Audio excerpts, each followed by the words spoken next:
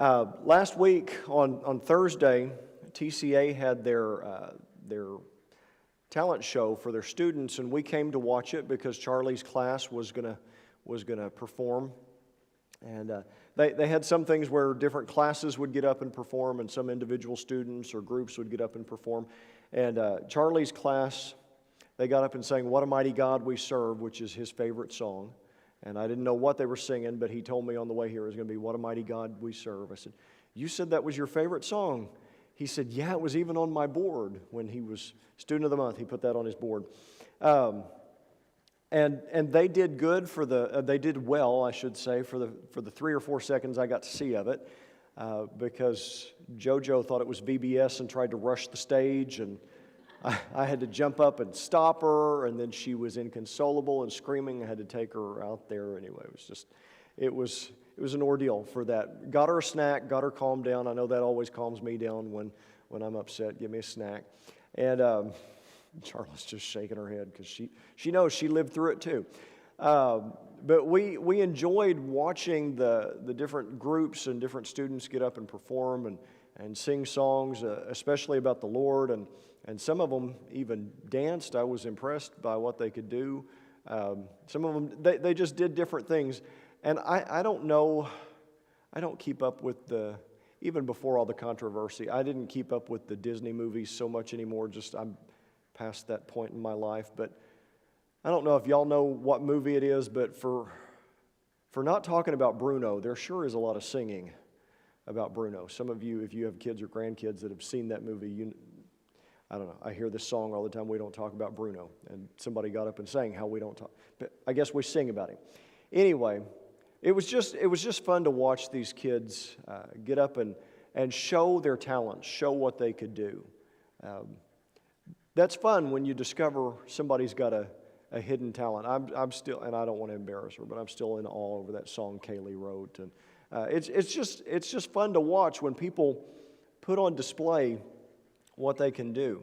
Now, Jesus did something like that. It wasn't quite a talent show, but Jesus was often displaying what he could do for those who were watching, for those who were paying attention.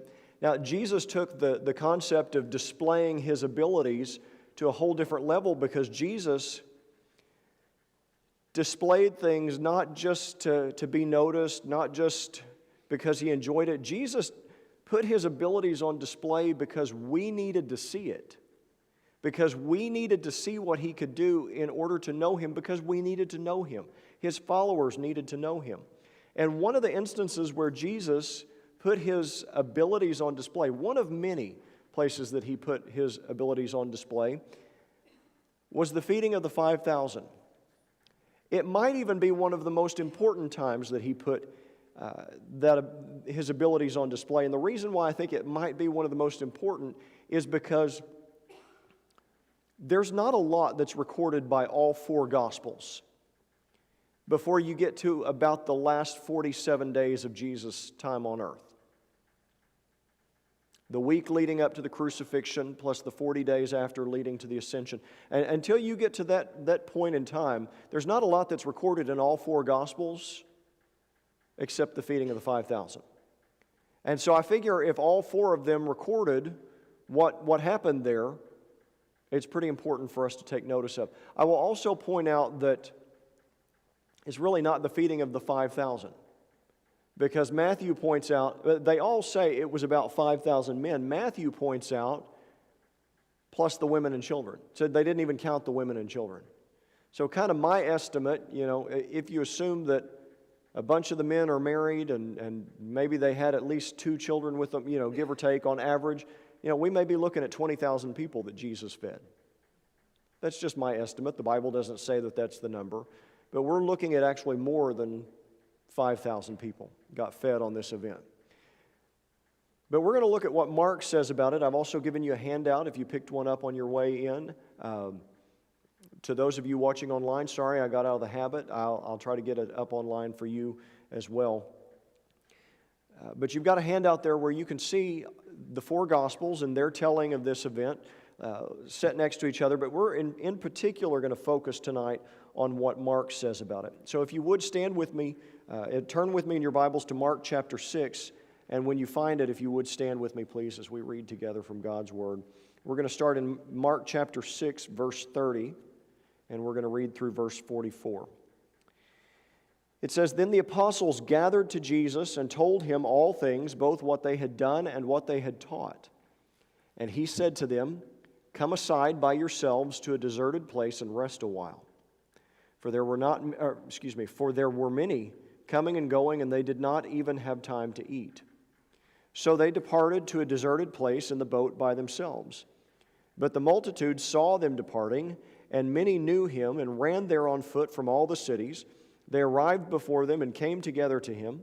And Jesus, when he came out, saw a great multitude and was moved with compassion for them, because they were like sheep not having a shepherd. So he began to teach them many things. When the day was now far spent, his disciples came to him and said, 'This is a deserted place, and already the hour is late. Send them away, that they may go into the surrounding country and villages and buy themselves bread, for they have nothing to eat.' But he answered and said to them, 'You give them something to eat.' And they said to him, 'Shall we go and buy 200 denarii worth of bread and give them something to eat?' But he said to them, 'How many loaves do you have? Go and see.' And when they found out, they said, 5 and 2 fish. That's 5 loaves and 2 fish. Then he commanded them to make them all sit down in groups on the green grass. So they sat down in ranks, in hundreds and in 50s. And when he had taken the 5 loaves and 2 fish, he looked up to heaven, blessed and broke the loaves, and gave them to his disciples to set before them. And the 2 fish he divided among them all. So they all ate and were filled. And they took up 12 baskets full of fragments and of the fish. Now those who had eaten the loaves were about 5,000 men." And you may be seated. So we see here in this story Jesus putting his abilities on display, him demonstrating his abilities for the people who were there, for the people who were paying attention. And I want to talk to you tonight about, from this passage, some of the things that Jesus demonstrated for them to see and that are recorded here for us to see. And first of all, Jesus demonstrated his ability to meet overwhelming needs. Jesus is not simply able to meet your small needs. You and I are limited in what we can do. Sometimes we have people that come to the church and they need help, and we can take care of some things like get them some food to get them through the day.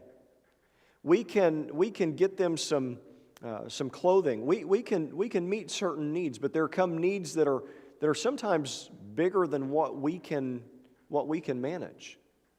I ran into this at a previous church. We had a lady that came to us for help.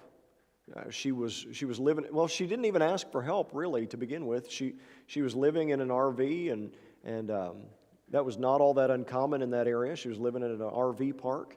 She just started coming to the church. Well, lo and behold, time goes on, and she needs some help. I mean, the RV was old; it was in bad condition. She couldn't figure out something with the septic tank. Now that's above my pay grade. I have no clue about that. But we had some people that could help. She ran into some trouble with her tires. Okay, we were able to.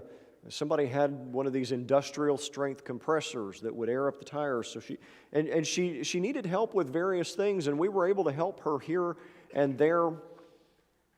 We got concerned about her as she was new in the area, and we got concerned about her as wintertime was approaching, because her RV was not rated for winter in Oklahoma. And so we started talking to her about other options, and we just got to a point where we realized she needed more help than what we could provide. And we started looking into some other ways to get her help, because none of us had the resources to get her housing. I mean, most people I know are doing well to provide housing for themselves and their family. None of us had just an extra house in our back pocket. None of us could pay rent for her anywhere. None of us could buy her a new RV. And so we had to go look for help elsewhere, and we had to show her other places to get help, because we have a level to which we're able to help. And maybe you've experienced that with people in your life. You've started out, you've wanted to help them. They've had small needs that you've been able to help, but eventually the needs just escalate. They kind of snowball to beyond what you're capable of doing. There is no need that Jesus is incapable of meeting. Looking at this from a human standpoint, they had a real problem. Now it says deserted place that they were in. Some translations will say desert place. That's just an old way of saying deserted. It doesn't mean, yes, Galilee is dry by a lot of standards, but they're not talking like Sahara Desert kind of desert place. They're not even talking about the Negev Desert in the southern part of Israel. They're talking about a wilderness area. And there's not a lot of bread just wandering around in the wilderness, right? It doesn't just grow wild. You can't go out with your bow and arrow and shoot some bread, right? It has to be put there by a person. And the disciples were saying, there's not a lot of bread out here. There's not a lot of bread to feed these people. And we've got 5,000 men plus all these women and children. From a human standpoint, this was an overwhelming, insurmountable physical need. Not only that, well, I'll get back to that in just a minute. Just the scope of it is feeding people is not generally that difficult. It was the scope of it that made it so insurmountable. But that wasn't the only physical need, because Mark, Luke, and John all describe how sick people just flocked to Jesus. They had a physical need that nobody else could meet. In some circumstances we've looked at already in the Gospel of Mark, there were people that had long ailments that the doctors couldn't even treat. They were coming to Jesus because He was their last hope. He was their last resort. And so these people were coming to Jesus to be healed. It was a big part of why they followed Him. And Jesus was meeting these physical needs, these infirmities that nobody else could deal with. So He was dealing with the physical needs. He was also dealing with an overwhelming spiritual need. Have you ever worked in some area of ministry and you've just been overwhelmed by the amount of spiritual need around you? Spend much time doing ministry at all. And I don't mean like pastor ministry. I just mean any kind of ministry. It's out there. Sometimes just walking down the street, you can be overwhelmed by the spiritual need. And Jesus saw that these people were in spiritual need. And it says in verse 34, He taught them God's truth. And He did that because He saw them, and verse 34 says that He looked at them, He saw them like sheep without a shepherd. Sheep without a shepherd are lost. They are vulnerable. They're not very good at figuring things out on their own. Right? And so Jesus looked at this incredible spiritual need that was in front of Him, these people that were wandering around spiritually like lost sheep, and He taught them. He met that need. He offered them not just like the rabbis would, this human wisdom that was just a repeat of a repeat of a repeat of something somebody else had taught. Jesus preached with His own authority, and He taught them in ways they'd never heard before. He brought them God's truth, and He met their spiritual needs. So we've talked about this insurmountable need. There's no need so big that He can't meet it. But He also met their daily needs. There's no need so small that Jesus doesn't notice. Because when you get right down to the nuts and bolts of it, what was the feeding of the 5,000 about? People needed to eat. That happens almost every day in my house, right? Your house too, probably. As a matter of fact, it's this fun game that we have going on that Charla and I will get everybody fed and situated at the table, and we will sit down and take our first bite, and then it's like a race to see who needs something first, so that we have to walk away after one bite. I know some of you are thinking, why are you complaining? You chose to have all these children. I know. But I wasn't thinking about mealtime. I wasn't thinking about being hungry and having to put down my taco because somebody already needs seconds, right? This is just a daily thing. People need to eat. It happens every day. It's a pretty mundane need. But Jesus saw the need and resolved to do something about it. The disciples, their plan was to send them away, as we see in verses 35 and 36. They saw the people needed food. All right, well, let's send them to go get food then. And by the way, we think of this, or at least I do, maybe you do as well. I tend to think of this as kind of a harsh, uncaring response from the disciples, but I'd probably say the same thing too. I mean, what am I supposed to do? There's no food here. I'm not Jesus. I can't just make it appear out of nowhere. If you and I were the disciples and had no food, we'd probably say, we need to send these people home so they can eat, or send them out into the villages or something. But Jesus ensured that they were fed. So while the disciples were unsure about how to handle the need, they're asking questions like, should we buy bread in verse 37, even though any amount we could afford, any amount we could go out and buy is still going to be insufficient. 200 denarii, a denarius is about a day's wage for a regular laborer. So 200 days' wages, that sounds like a pretty decent amount of money. But keep in mind how many people they've got to feed. It's not going to be enough. I sat down and did some math this week, trying to figure out different ways of interpreting this and understanding it. Now, much has happened since I did that, and I didn't write down all those calculations. But I figured they could comfortably buy bread for about 600 people. Was kind of my guess. 600, 800 people. I don't know. I'm not an expert on ancient money and ancient bread prices, but that's about what I came to.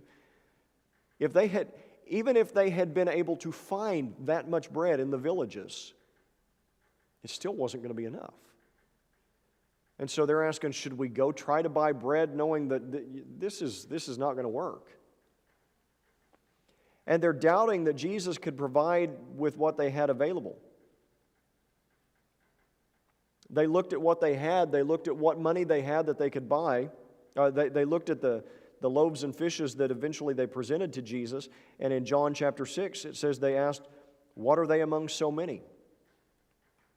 Even once Jesus said, go see how much food is actually here, they looked at Jesus and basically said, what are you going to do with that? The disciples, and I don't want to criticize them, we'd be in the same boat too. They looked at this and said, how are we going to meet this need? But while the disciples were unsure about how to handle the need, Jesus had it all under control. John tells us a lot to inform what's going on here. Or John in particular gives us insights into what Mark is talking about, because John points out that in John 6:6 how Jesus had a plan. He's even asking the disciples questions. As they're asking questions, he's asking questions back, because he's testing them, seeing about their faith, seeing what they will say and what they will not say. And John says that Jesus already knew what he was going to do. He's just getting the disciples to come out in the open and say what they thought. So what you and I need to understand is that while on paper to the disciples it looks like there's no solution here to meet these needs, and to us, we look back, we want to be super spiritual because we know how the story ends. Well, of course Jesus had it. I guarantee, and there's no way to prove me wrong because we don't have a time machine, but I guarantee that if we were to go back in time and be there with them, every one of us would be in the same boat saying, I don't know how this is going to work. I don't know what's going to happen. Because we do that all the time now.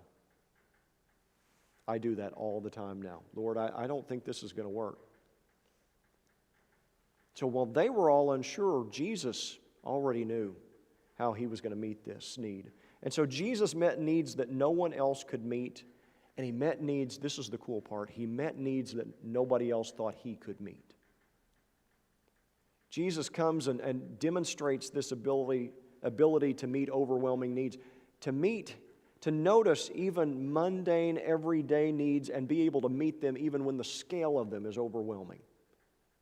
You see here from top to bottom, Jesus notices it all and Jesus can handle it all. And by feeding all these people, he demonstrated there's no need that he can't meet. He also demonstrated his willingness to sacrifice. This kind of foreshadows his willingness to sacrifice later. And this is something we tend to miss because we focus on the miracle of the event, and rightly so. It's incredible. But let's come back from that for a moment and look at what the gospel writers tell us about setting the scene, because that gives us a picture, an understanding of who Jesus is as well. Everything, I want you to remember that as we read this story, as we've looked at it, everything that Jesus did in this story was an inconvenience to him. Do you ever realize that? Everything that Jesus did in this story, every person he healed, everybody he taught, every person he fed, all the putting up with the stupid questions from the disciples, and yes, I would have been one of the stupid questioners, but every bit of that was an inconvenience. And the reason we know that is not because he acted like it. You know, sometimes people are inconvenienced and you can tell because they act like it. I'm guilty of that sometimes as well. But think about what was going on here. The people had nothing to eat because they were in the wilderness. Why were they in the wilderness? They were in the wilderness because Jesus and the disciples had gone to the wilderness and they had followed them. Why had Jesus and the disciples gone to the wilderness? Because they needed a break from the crowd. They needed a break. It's 10 minutes into break time, and they're asking Jesus to go check for stuff in the back room. This is an inconvenience. It's a tremendous inconvenience. If you look at verse 30, they were fresh back from their ministry trip. It says that the apostles gathered and told Jesus all things. What's going on here? They're reporting back from when Jesus sent them out 2 by 2 that we looked at a couple of I don't want to say weeks ago because it's been more than a couple weeks, but a couple times ago of us looking at Mark. And then we looked at last time we looked at the discussion of the murder of John the Baptist. And that was something of a flashback. Now, it had to have happened pretty quickly, right? But, you know, where Herod had killed John, and then shortly after, maybe a day or two after even, heard about Jesus and thought, oh no, he's back from the dead. So it's not like it had happened months before, and maybe that was the impression I was under before when I taught on it. But they tell that story. This is all happening in a very short period of time. So they've come back from this preaching and teaching circuit that they've made around Galilee. They're worn out from that. And they've come back and they've reported back to Jesus all the things that they had seen and done. They're fresh back from this ministry trip in verse 30. And Jesus says in verse 31 that they need to go away and they need to rest. Because they had been hard at work. So Jesus says, go rest. By the way, it's not always working ourselves to death that is the most spiritual thing to do, right? I think this is why my pastor growing up used to say, sometimes the most spiritual thing you can do is take a nap, okay? Jesus even rested from time to time. Jesus told his disciples they needed to all go away and rest. So that if you let yourselves get worn out too much, sometimes you're not going to be any good for the ministry you're trying to do. And so he said, you need to rest. We need to rest. In verse 31, we see that they had not even had time to eat. Now, I don't know about you all, but that's a problem. That's a problem. More than once, Jimmy Ann or Kathy has walked in on a Wednesday night and seen me eating fruit out of a can. And there's no classy way to do that, but they get here early, they see what they see. And and they've asked me, is that your supper? And I'll say, no, this is just a snack so that I'm not hangry trying to teach y'all, right? And trying to deal with my children. I'll have dinner later, but I've got to eat something, or I'm going to be no good to anybody. They hadn't even had time to eat. Kids, am I pleasant when I'm hungry? Mama is, but I'm not, yeah. No. And I've even gotten in situations, especially on a Wednesday night, where I get busy on Wednesdays and I don't eat what I should when I should, or as much as I should, and I'll start getting headaches, I'll start getting dizzy. I mean, just it doesn't go well. So Jesus said, you need to stop and eat. They had not even had time to eat. And then they tried to go take some time to rest. The crowd followed them. When they tried to get away in verse 32, the crowd followed them in verse 33. And some of the crowd were already there when they got to where they were going. I mean, think about that. You're trying to get away, have a moment to rest, so you get on the boat, you go across, and the crowd is running down the coast following you, and then you pull up at where you're going in your boat, and you go to get off, and oh, good, there's some more people here waiting for us. That's what Jesus encountered.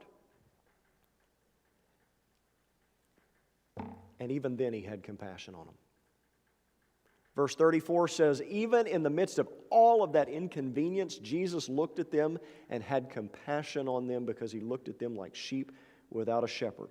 So they had all these needs, and He went out and He served and He taught and He healed. And we see in John 6:3 that partway through this, after everybody's been healed and everybody's been taught, Jesus and His disciples go a little further up the mountain because He still just needs a minute. Can I please just get a minute to myself? And that's when He saw that they were hungry. And He went to feed them. Do you understand what I mean when I say everything He did in this story was an inconvenience for Him? And yet He did it anyway. Jesus here showed us that He was willing to sacrifice Himself for the needs of His people. It's not as dramatic as the cross, certainly. But already we're seeing glimpses of the character of the one who was willing to lay down His life for us. Because He was willing to serve. He was willing to heal. He was willing to teach. He was willing to meet all of these needs, even when it wasn't convenient. And sometimes I need that reminder. Sometimes you probably need that reminder as well. Ministry is not always convenient.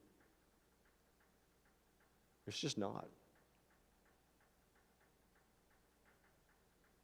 It wasn't convenient for Jesus, and He did it anyway. So another thing Jesus demonstrated was His identity. He put on full display who He was and who He is as the Son of God. So we have this issue of the food distribution.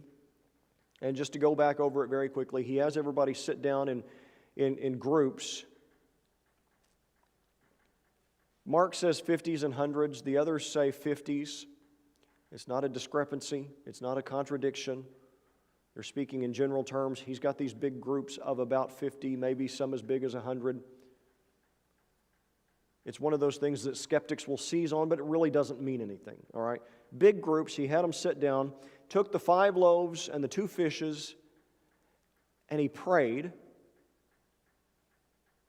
and He began to distribute them, began to tear them in pieces, and gave them to the disciples and said, here, go pass these out. One time I was teaching on this story to a bunch of first through third graders, and I had them get in a circle, and I brought 1 donut. And I said, these people ate till they were full. So I handed the donut to the first kid. I said, you eat until you're full, and then pass what's left to the next child. The second child did not get any donut.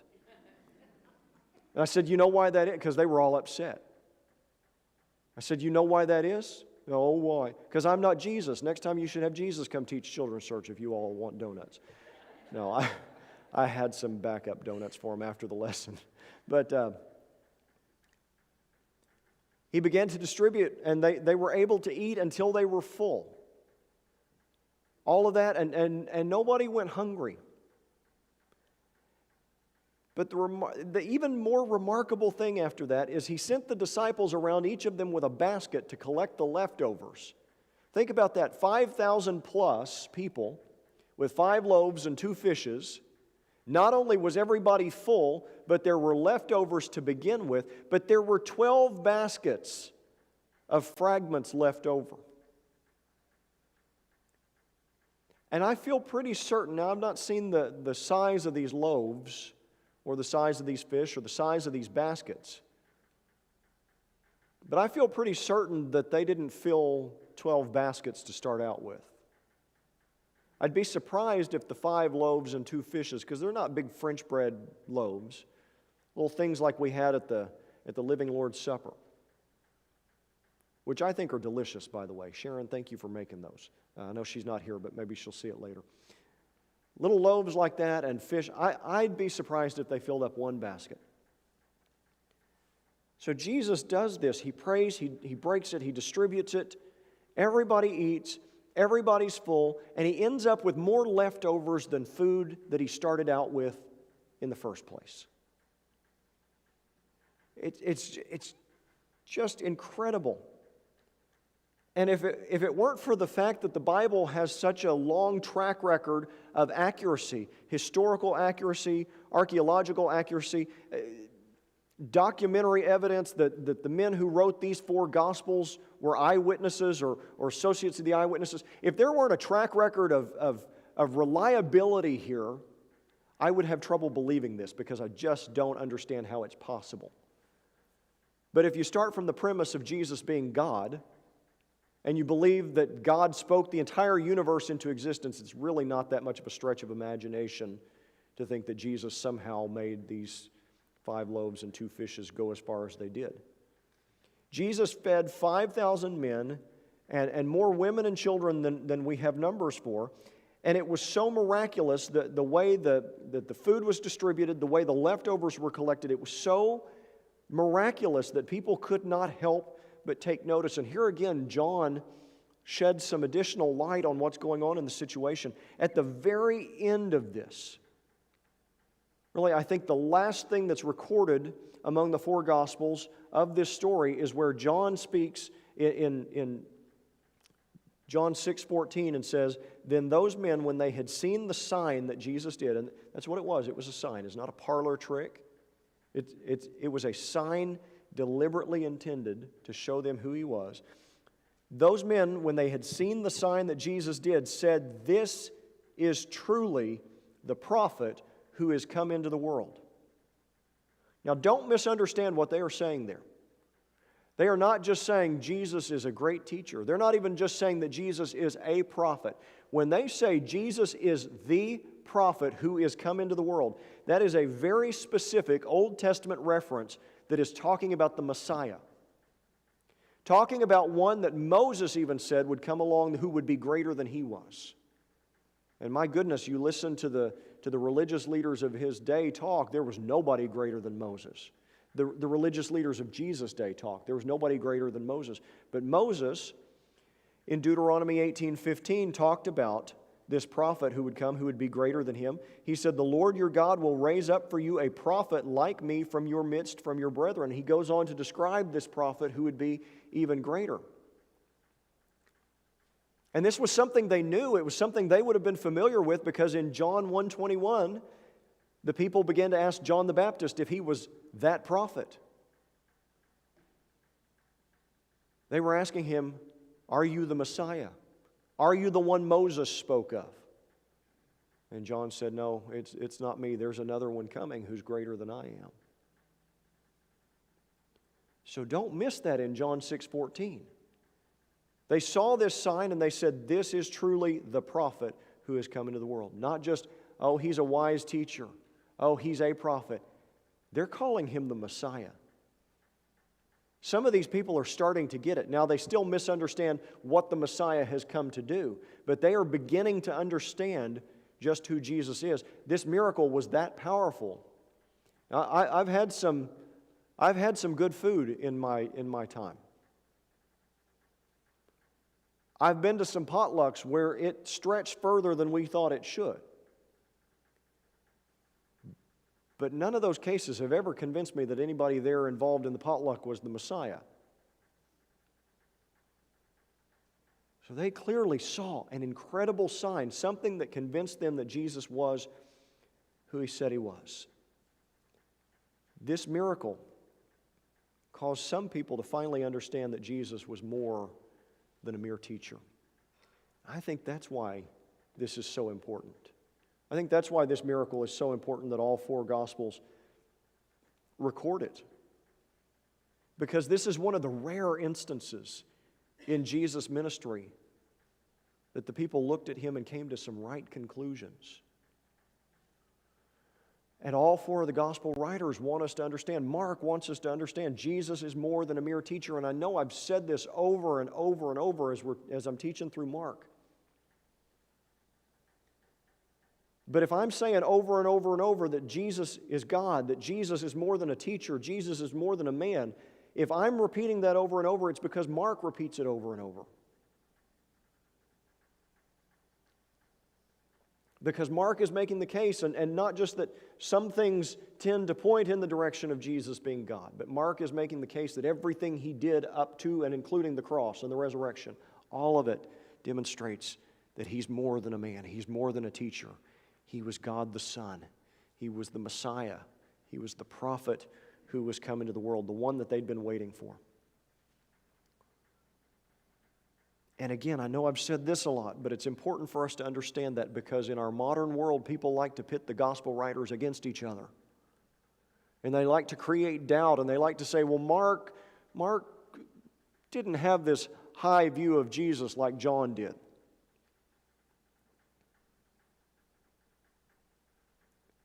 It's in there. Mark speaks openly about Jesus being God. Mark records this miracle he did. The only difference is,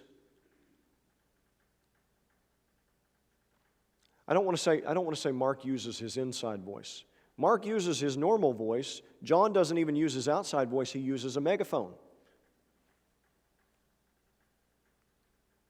Because John, being the last of them, wanted to make sure there was no doubt, there was no confusion.